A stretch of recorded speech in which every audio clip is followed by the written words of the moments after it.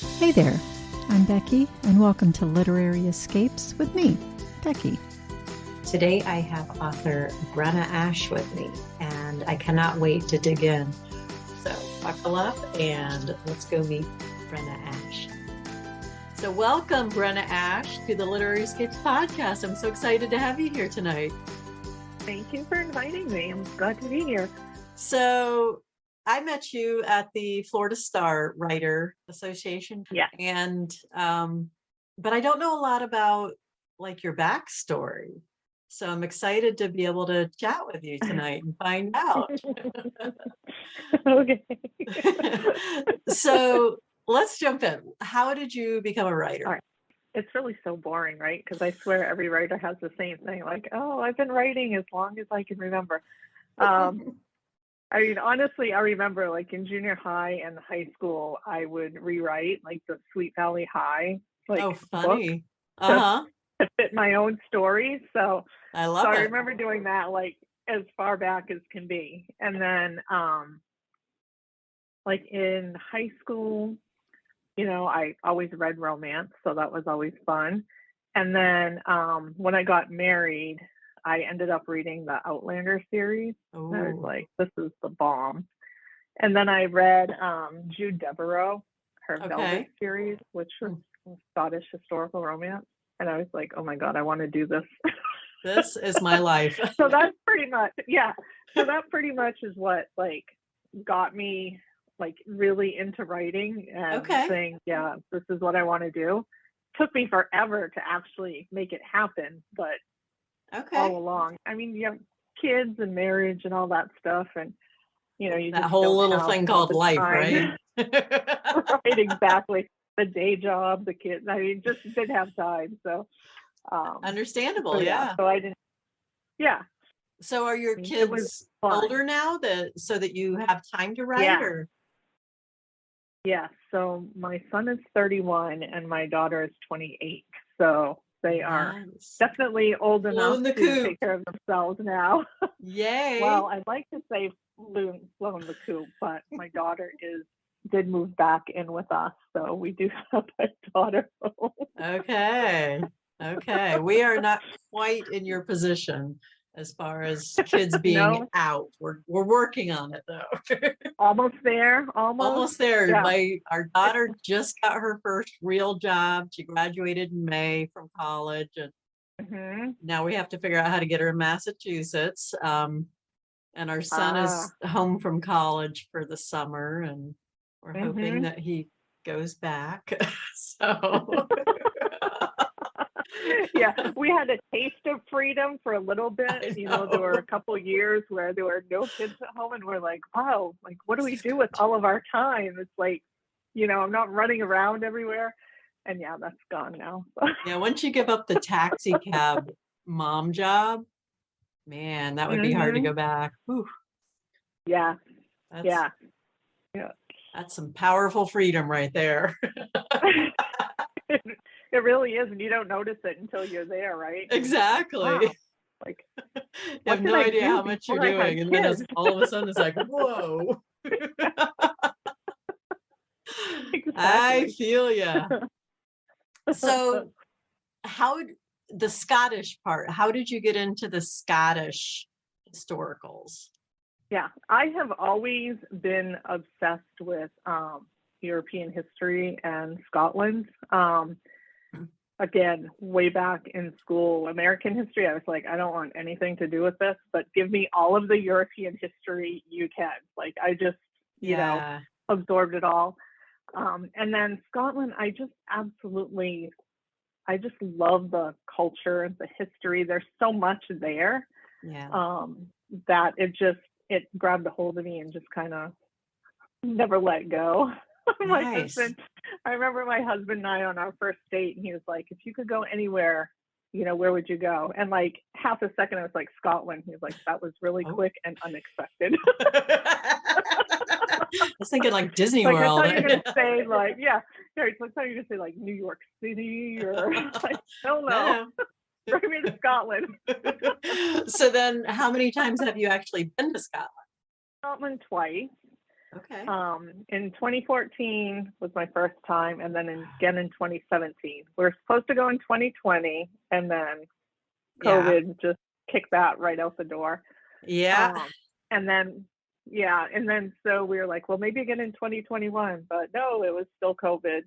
And then this year there was just way too many things going on. So we do have a date for September of 2023. So I'm hoping hoping, yeah. Yeah, and we'll be able to go again. So nice. And so when you traveled there, where did you go, I guess? I don't know that much about Scotland and what's there, but yeah. So the first time we actually decided to kind of be in Europe. So we started off, we flew into Glasgow and then we drove to Edinburgh. We stayed in Edinburgh for a couple of days.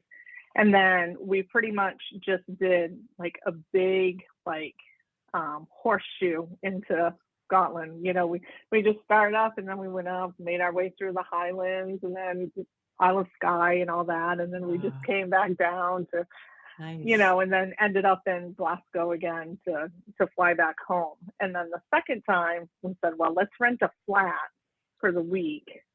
And then we can just kind of do everything in that area. So again, we flew into Glasgow, drove to Edinburgh. We did spend a couple days in Edinburgh. We love Edinburgh, so we stay. That's on my bucket list. A couple days every time. Yeah, it's so awesome. And there's so many things to see. So it's like you still don't see everything, even though you've been there a few times. So, and then we drove to Aberdeen on the east coast of Scotland. Okay. And we stayed there. It was like right on the ocean near Stonehaven. Oh, cool. Was where our flat was. And so we were right in walking distance. Well, I say walking distance. It was like a 6-mile walk, like round trip, but we walked there anyway. The Dunnottar Castle was so beautiful. Like they had like the seaside, like hiking trail that you could go, like that got you to Dunnottar. The stairs are hell, I will say. They were killer. They were so many of them. It was my butt and my lungs were not equipped for all those stairs. Have to start the stair stepper before you go back, right? Exactly. There were so many of them. I mean, going there wasn't bad, right? You were going down. It was when you were leaving, you had to go up all of those stairs. You're like, oh my God, my lungs are burning. But living in Florida does not prepare you for any kind of altitude or anything. So it does not. It does not. Like my first trip, right? We were still living in Maine. So, you know, a little used to that. And like the weather was kind of like on par with Scotland. Probably, yeah. You know, 2017, we had already been in Florida for a year or so, you know, starting to really enjoy that warm weather. Starting to acclimate, yeah. Scotland was like, oh, it's a little chilly here this time around. That's so funny. Yeah, we went to Iceland one time and it was June, thinking it's summer. I mean, it had been summer in Florida for several months already, you know? Right. And we get off the plane and it's drizzly and it's like, I don't know, maybe in the 50s, the low 50s. And like the locals are all just kind of hanging out in t-shirts and whatever, you know, we're like, we had to go buy sweatshirts and I had some ear warmers on because, you know, I'm a Floridian. Exactly. So, the last time we got to Scotland, I ended up buying like a scarf and a hat while we were there because I was like, I am really cold. Exactly. It's really chilly. Yeah, Florida. What am I doing with this scarf and hat now? Absolutely nothing because it's Florida. Exactly. I'll bring it with me when we go next year. And it probably doesn't matter what time of year you go. It'll still be cold. Well, you know, I don't know. We usually go in October. Okay. Mainly because it's a little less expensive and it's not prime like tourist season. So things are not as busy. but you also have to be careful because the higher up in the Highlands you go, the earlier in the year things close. So like usually like around October 15th, like they start shutting down everything. So like you can't get into places. Interesting. So usually we go like the first week of October. This time I think our date is like the third week in September. So everything should be good. Yeah. Yeah. And we're planning to go, we're going to spend a lot of time in Orkney and the Shetland Isles just because we've always wanted to go to that spot and we haven't yet. And I've got a book set there, and we have a couple others that are researching books that are set there. So nice. Okay. It'll be fun. That will be fun. Wow. So when you go over and research a book, what does that look like? So many pictures. Like I swear I take the weirdest pictures. Like I'll go into a hallway and I'll take like 5 pictures from like all different angles of the hallway. And it's like, but it's because that way when I get home and I'm using this castle or whichever place I'm at, I'm using it in my book as, you know, whichever location I'm doing. It's like, okay, so if they come from this direction in this hallway, it's like, this is what it's going to look like. And then they went up these stairs and it's like, this is how the stairs were. So I take a ton of really, probably what people would think are really odd pictures, but they help you to be able to write. Memorize it. Yeah, because you have like a visual from just every different angle. So that's cool. Do that, and then I always buy the tour guide books. Like whenever you go to any of those places, like historical Scotland or whatever, they always have like a guidebook that has like all kinds of like the history and all that of the castle and stuff. So so we always do that. Like I have this one because I was just using that one for a thing I was writing up. So it's like, you know, it's nice. It's like, okay, I have this picture, but I didn't necessarily like write down what the picture was of. So it's like you go into the guidebooks, like, okay, that's what this is. Okay. I would think you'd have to have really amazing notes, and you probably and usually like and when you're there, right, you're just taking it all in, trying to be in the moment, like writing down everything. So so it's mostly pictures, and then I'll get home, you know, or back to the Airbnb or whatever, and take notes of what I can remember. Right. And then the rest is like I kind of have to supplement it and look things up because it's like I just don't remember everything. It was too much. Sure. Yeah. So what time frame do you like to write your books in? Because you do, I guess we should back up just a second. You do historical romance, but you've also done a couple of other things. So so for my historical romance, I have my medieval pirates, the Scottish Rogues of the High Seas, and those take place in like the 1490s. Okay. So medieval Scotland. And then I'm dipping my toes into the Regency period. So I have 2 different Regency series that I'm working on. So those are around 1816. Okay. There's a very specific period that's Regency. I've been schooled on this. Yes, it's a very small window. It is. Very small. And I was always kind of scared to tackle it because everybody is very like Regency, you know, you need to make sure that everything has to be historically accurate. Everything has to be right.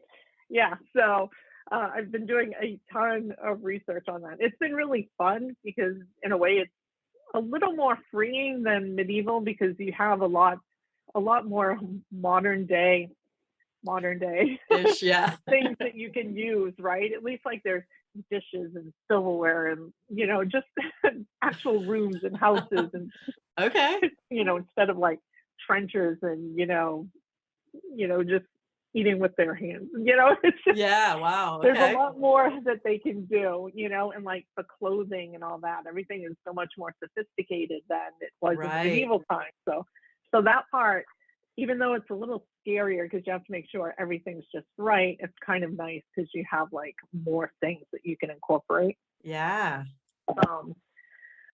then I also have a a contemporary and a paranormal that I wrote during like my ADD author time. I say, when I couldn't figure out like what I wanted, because it was funny. I always started like from the get go, like years and years and years ago, that I was going to write Scottish historical, and that was it. And that was and I have like so many Scottish historical books that are unfinished on my hard drive. It's not even funny. Oh no. Okay.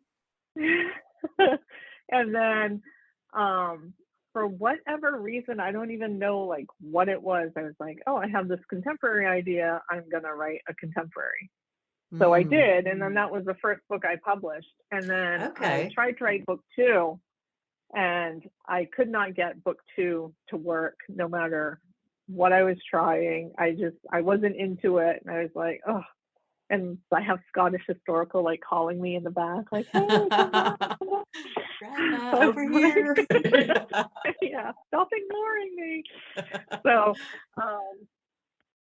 okay, so go back to Scottish historical, and then like I had a paranormal idea come, and then I kind of incorporated like Scottish details into it, like the family is from Scotland and over in the Orkneys.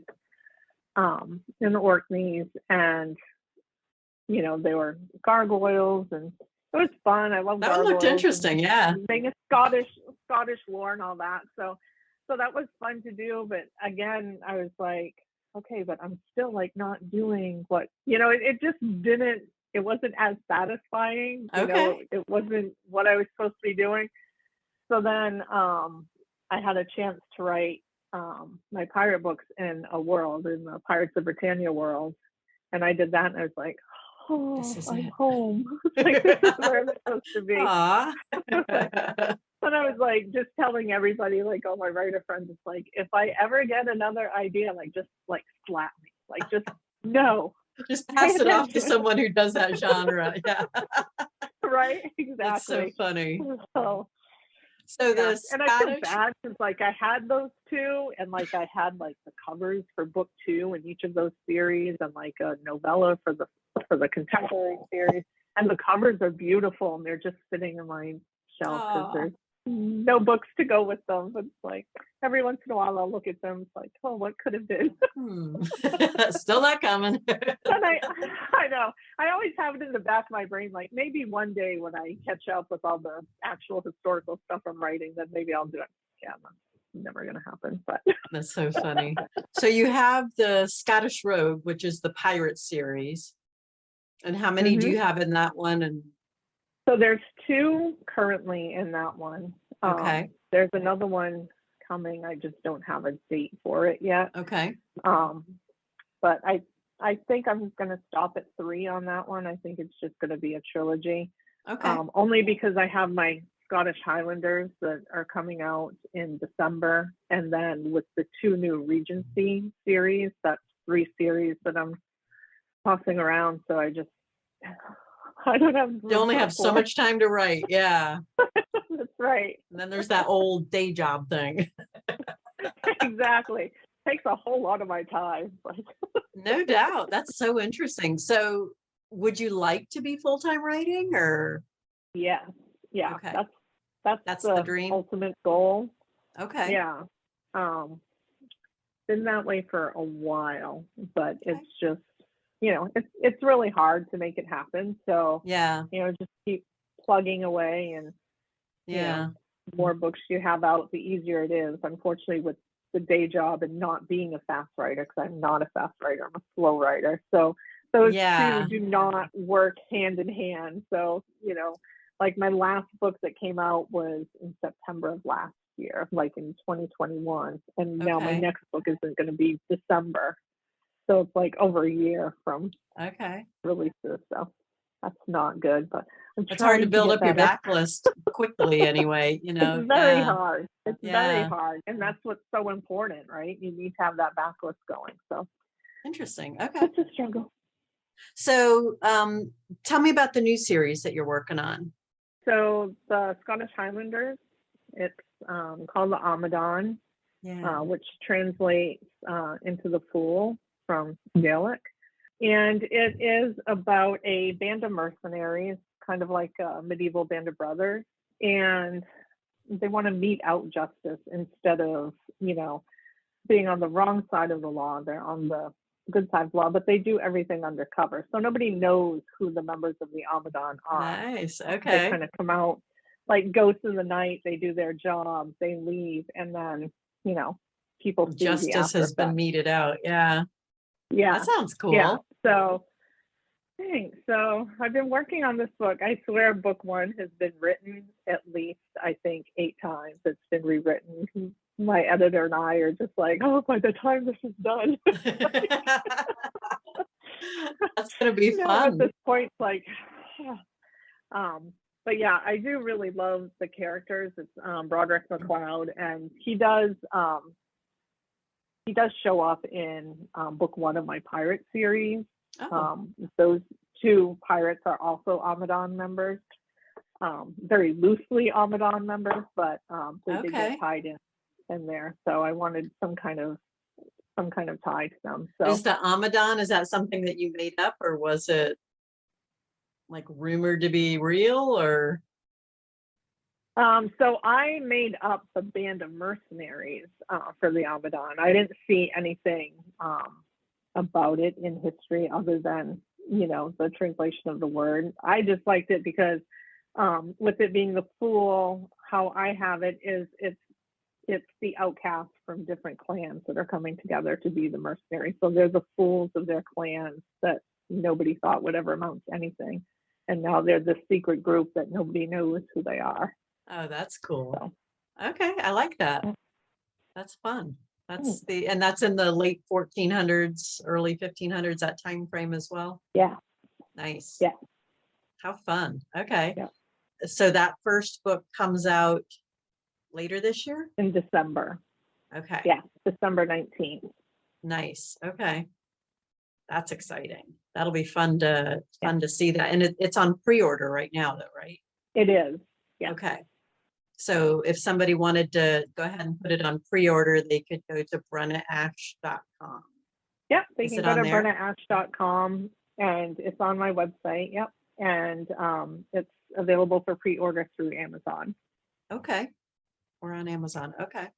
And tell me the name of the first one again. A Warrior's Reckoning. Nice. Okay.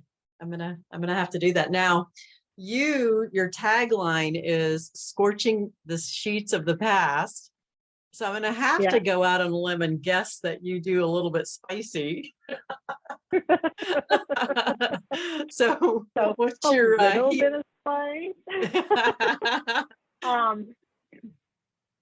Yeah, I mean, everybody's spice levels are different, right? I've had some comments that it's too spicy, and then I've had others saying that it's not. Everybody has their own level of whatever it is. But they're definitely not on the sweet side. The first book in the Abaddon won't be as spicy, only because of the subject matter that it covers. Okay. It's a little bit darker, and the heroine goes through some things. So sex isn't going to play a huge part in the first book, just because it's a little bit darker. However, the next book, all that's out the window. So they will be scorching those sheets. That's so funny. So what about your pirates? I'm going to have to assume that they're pirates and they pillage and plunder. So the pirates are a little bit spicy. Yeah, those are not sweet romance at all. So definitely some steamy sex in those. Is it fun to write steamy books? It is fun. I like it. I find it harder not to write than to write it. I don't know. I'm not sure why. That's all those emotions or whatever. I mean, you still have the emotions when it's sex, but I think it's all that build up and then just not actually and then not there. do it. Yeah. Wait a minute. Why? That's so fun. I love it. So the new Abaddon book coming out in December. And then do you have the third of the Pirate series? A date for that one yet or not? Not yet.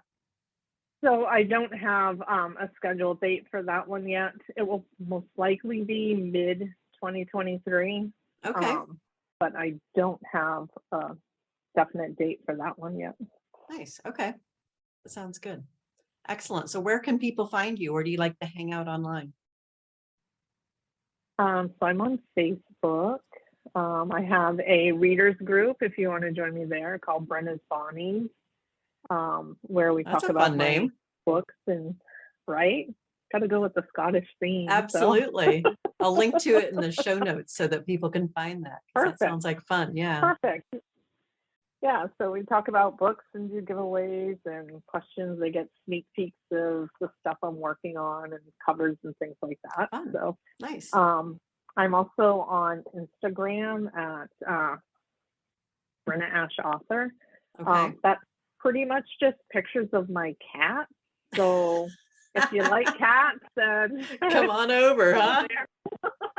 It's like I look at my Instagram feed and I'm like, okay, it's cats, pictures of my coffee cups, and like this family of frogs that we have that have decided to like camp out on our security camera. Oh, that's so it's like so every funny. day we have another frog there. So we're up to 3. I'm like, I don't know why. That's so funny. So do your cats make a appearance in any of your books? They don't. I mean, I don't know that they had like cats in the medieval days. I don't know.